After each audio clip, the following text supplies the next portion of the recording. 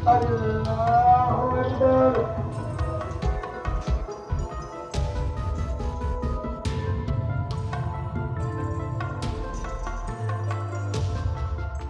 उल फितर, जिसे मोहब्बत और सद्भाव का त्योहार कहा जाता है, इसी पाक मौके पर जम्मू कश्मीर की पूर्व सीएम और पीपल्स डेमोक्रेटिक पार्टी के अध्यक्ष महबूबा मुफ्ती ने फिलिस्तीन की आजादी के नारे लगाए।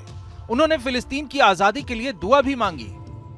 रमजान का मुबारक महीना इख्तिताम पे पहुंचा और अल्लाह ताला ने हमें ईद मनाने का मौका दिया।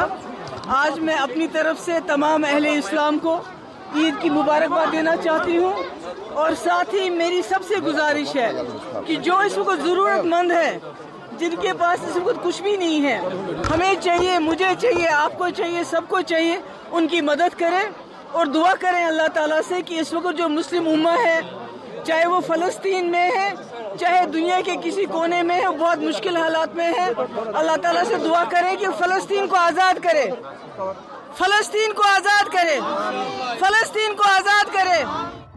वैसे महबूबा मुफ्ती अकेली नेता नहीं है जो फिलिस्तीन के लिए आवाज उठा रही हैं। श्रीनगर में ही ईद की नमाज अदा करने पहुंचे नेशनल कॉन्फ्रेंस के सदर फारूक अब्दुल्ला ने भी फिलिस्तीन की तरफदारी की।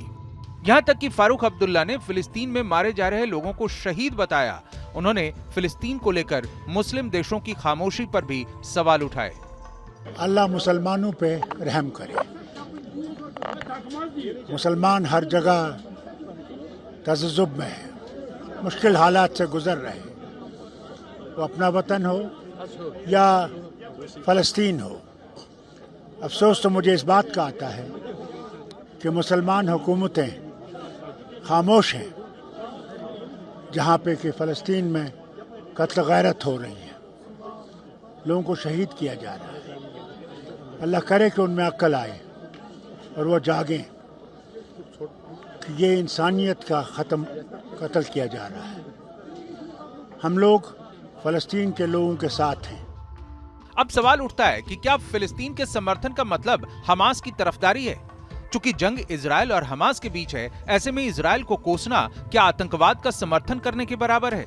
अगर ऐसा है तो ये दुर्भाग्यपूर्ण है, क्योंकि आतंकवाद का दंश भारत वर्षों से झेल रहा है। फिलिस्तीन और हमास की तरफदारी एक खतरनाक सोच है। इसी सोच की वजह से कश्मीर में आतंकवाद को शह मिली थी और हर रोज धरती का स्वर्ग कहे जाने वाले कश्मीर में बम धमाकों और गोलियों की गूंज सुनाई देती थी। फिलिस्तीन को लेकर महबूबा मुफ्ती और फारूक अब्दुल्ला के बयानों पर कांग्रेस की चुप्पी को लेकर भी सवाल उठाए जा रहे हैं, क्योंकि जम्मू कश्मीर और लद्दाख में कांग्रेस और नेशनल कॉन्फ्रेंस मिलकर चुनाव लड़ रही हैं। वहीं पीडीपी ने जम्मू रीजन की सीटों पर कांग्रेस उम्मीदवारों के समर्थन का ऐलान किया है। इसलिए जब यूपी के सीएम योगी आदित्यनाथ जम्मू के कठुआ में चुनाव प्रचार करने पहुंचे तो उन्होंने कांग्रेस के साथ साथ आतंकिस्तान को भी निशाने पर लिया। कांग्रेस की सत्ता लिप्सा ने आजादी के एक दिन पहले देश का दुर्भाग्यपूर्ण विभाजन भी करवाया। मेरे देश की स्वतंत्रता, मेरे देश की संप्रभुता और इसकी अखंडता सर्वोपरि रखती है। अगर कहीं एक पटाखा भी फूट जाए ना तो पाकिस्तान अब सफाई देता कि नहीं, मेरा इसमें हाथ नहीं है, क्योंकि इसे मालूम है अगर कुछ हो गया तो फिर उसको लेने के देने पड़ेंगे। और बहनों भाइयों, जब एक मजबूत सरकार होती है तो ऐसे होता है।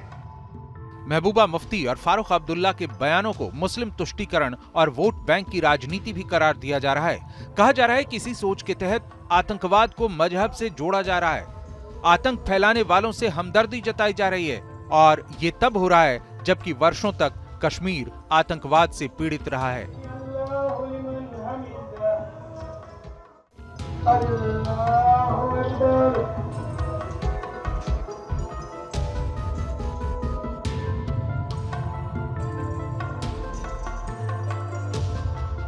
ईद उल फितर, जिसे मोहब्बत और सद्भाव का त्योहार कहा जाता है, इसी पाक मौके पर जम्मू कश्मीर की पूर्व सीएम और पीपल्स डेमोक्रेटिक पार्टी के अध्यक्ष महबूबा मुफ्ती ने फिलिस्तीन की आजादी के नारे लगाए। उन्होंने फिलिस्तीन की आजादी के लिए दुआ भी मांगी। रमजान का मुबारक महीना इख्तिताम पे पहुंचा और अल्लाह ताला ने हमें ईद मनाने का मौका दिया। आज मैं अपनी तरफ से तमाम अहले इस्लाम को ईद की मुबारकबाद देना चाहती हूँ और साथ ही मेरी सबसे गुजारिश है कि जो इस वक्त जरूरतमंद है, जिनके पास इस वक्त कुछ भी नहीं है। हमें चाहिए, मुझे चाहिए, आपको चाहिए, सबको चाहिए, उनकी मदद करें और दुआ करें अल्लाह ताला से कि इस वक्त जो मुस्लिम उम्मा है, चाहे वो फ़लस्तीन में है, चाहे दुनिया के किसी कोने में है, वो बहुत मुश्किल हालात में है। अल्लाह ताला से दुआ करें कि फ़लस्तीन को आज़ाद करे, फ़लस्तीन को आज़ाद करे, फ़लस्तीन को आज़ाद करे। वैसे महबूबा मुफ्ती अकेली नेता नहीं है जो फिलिस्तीन के लिए आवाज उठा रही हैं। श्रीनगर में ही ईद की नमाज अदा करने पहुंचे नेशनल कॉन्फ्रेंस के सदर फारूक अब्दुल्ला ने भी फिलिस्तीन की तरफदारी की। यहाँ तक कि फारूक अब्दुल्ला ने फिलिस्तीन में मारे जा रहे लोगों को शहीद बताया।